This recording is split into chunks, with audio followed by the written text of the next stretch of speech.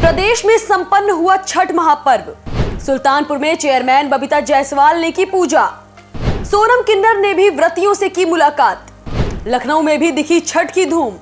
लोक आस्था के महापर्व छठ का आज समापन हुआ। सुबह उगते हुए सूर्य को अर्घ्य देकर व्रतियों ने छठी मैया से परिवार के सुख और सलामती की दुआ मांगी। ऐसे में राजधानी लखनऊ समेत सुल्तानपुर, अमेठी और गाजीपुर से कई सुंदर तस्वीरें आई हैं, जिन्हें देखकर आपका मन भी खुश हो जाएगा। सुल्तानपुर में चेयरमैन बबीता जायसवाल ने बिना किसी हाई-फाई सुरक्षा के सभी साधारण लोगों के बीच खड़े होकर पूजा की। वहीं लखनऊ में घाट पर ना पहुंच पाने की सूरत में महिलाओं ने घर में पूरे नियम के साथ इस पूजा को पूरा किया। नमस्कार, मैं हूं किरण, आप देख रहे हैं न्यूज टाइम नेशन। छठ को हिंदू धर्म का सबसे खूबसूरत और बड़ा त्योहार कहा जाता है। ऐसे में इसे लेकर तमाम कहानियां और मान्यताएं भी बनी हुई हैं। सुल्तानपुर में गोमती नदी के सीताकुंड घाट पर बहुत भीड़ देखने को मिली। यहाँ लोग एक टक लगाए नदी में खड़े होकर सूर्य के उगने का इंतजार करते रहे और जैसे ही सूर्य निकला उन्होंने सूर्य को अर्घ्य दिया और अपने व्रत का समापन किया। छठ पूजा में सबसे खास और अलग चीज जो दिखती है वो है सिंदूर लगाने का तरीका। इसमें नाक से लेकर पूरी मांग भरी जाती है। इस प्रथा के पीछे की कहानी हमें चंपा पांडे ने बताई, जो पिछले कई सालों से इस व्रत को मान रही हैं। जब स्कंद माता ने कार्तिकेय भगवान को जन्म देना था, 6 टुकड़ों में शिव जी की ऊर्जा विख्यात हुई। उसके बाद माता ने 6 टुकड़ों को लेकर के स्तनपान कराई। कार्तिकेय जी बालक के रूप में 6 टुकड़ा, जितनी ऊर्जा थी 6 ऊर्जा थी, 6 ऊर्जा एक उसमें आकर्षित हुई माता के रूप में। उन्होंने स्तनपान करा। उसके बाद उन्होंने गंगा जी से मिली, उन्होंने भी ऊर्जा को फेंक दिया। गंगा जी भी नहीं ले पाई, श्राप मिला पार्वती जी का। ठीक, उसके बाद माता पार्वती ने कहा कि वही माता है जो इस पुत्र के लिए अपने नाक से लेकर के यहाँ तक अपने पति की दीर्घायु के लिए यहाँ तक वो सिंदूर लगाएगी, वही छठ पूजा करेगी और वही मान्य है उसका। वही मान करके स्कंद माता के आशीर्वाद से हर नारी, हर औरतें जो पूजा करती हैं वो नाक से लेकर के सिर तक सिंदूर लगाती हैं। सबसे पहले हम आपको लखनऊ की छठ पूजा से रूबरू कराते हैं, जहां घाटों पर तो जमकर भीड़ हुई ही, वहीं घाट पर ना जा पाने की सूरत में महिलाओं ने अपने घर में ही जलाशय बनाकर पूजा की।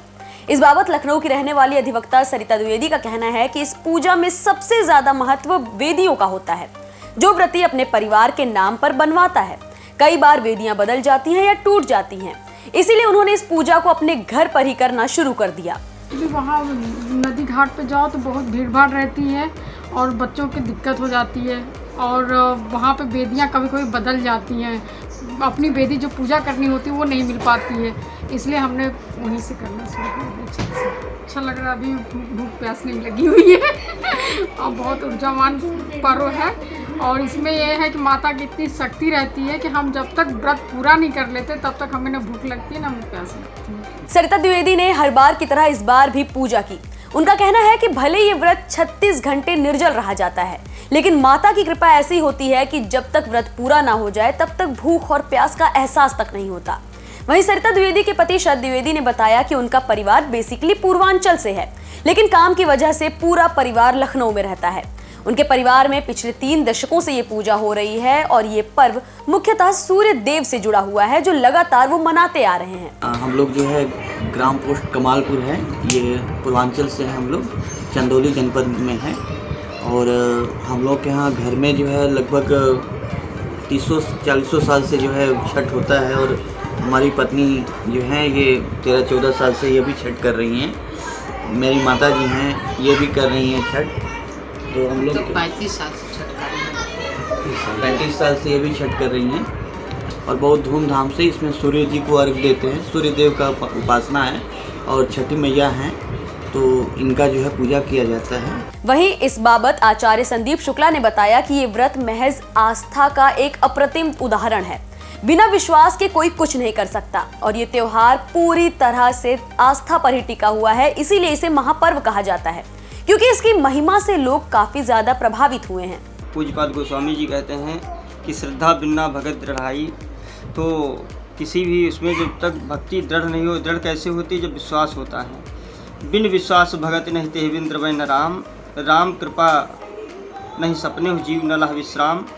तो जैसे आप कर रहे हैं, आपको देखा इनका विचार बना कि ये कर रहे हैं तो इनका कुछ लाभ होगा तो हम भी करें।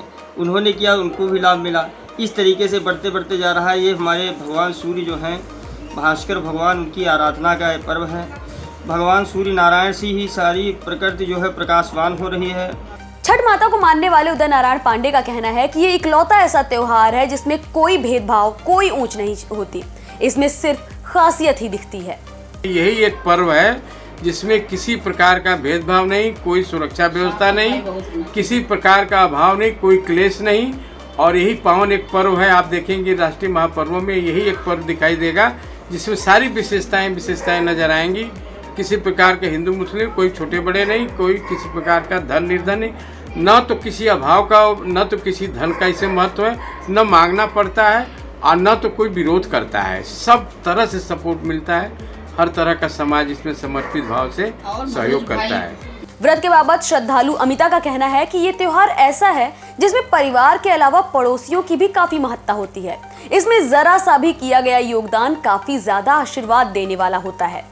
लेकिन छठ एक ऐसा महापर्व है जिसमें हम अड़ोस पड़ोस, अगल बगल, नात रिश्तेदार या जितने भी अपने नोन होते हैं, जितने भी अपने क्लोज रिलेशंस में होते हैं, लगता ही नहीं है कि हमारे में कि हम अलग हैं। सब एक जैसे एक दूसरे में जब लगते हैं तो कहीं न कहीं ये जो है आपका त्यौहार जो है अनेकता में एकता का भी प्रतीक माना जाता है, हर्षोल्लास का प्रतीक माना जाता है। इसके अलावा सुल्तानपुर में चेयरमैन बबीता जायसवाल की तस्वीरें सामने आई, जिन्होंने आम लोगों की भीड़ के बीच में खड़े होकर सूर्य को अर्घ्य देना शुरू कर दिया।